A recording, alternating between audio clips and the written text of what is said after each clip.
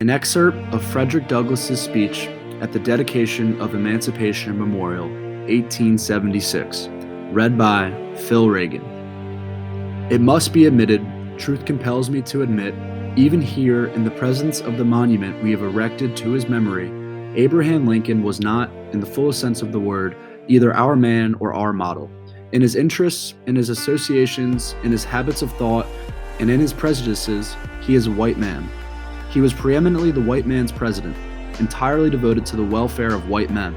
He was ready and willing at any time during the first years of his administration to deny, postpone, and sacrifice the rights of humanity and the colored people to promote the welfare of the white people of this country. In all his education and feeling, he was an American of the Americans. He came into the presidential chair upon one principle alone, namely opposition to the extension of slavery. His arguments in furtherance of this policy had their motive and mainspring in the patriotic devotion to the interests of his own race.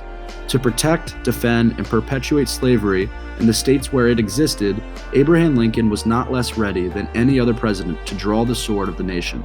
He was ready to execute all the supposed guarantees of the United States Constitution in favor of the slave system anywhere inside the slave states.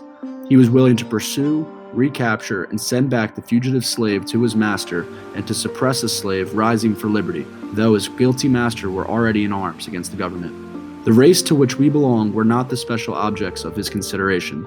Knowing this, I concede to you, my white fellow citizens, a preeminence in this worship, at once full and supreme. First, miss, and last, you and yours were the objects of his deepest affection and his most earnest solicitude.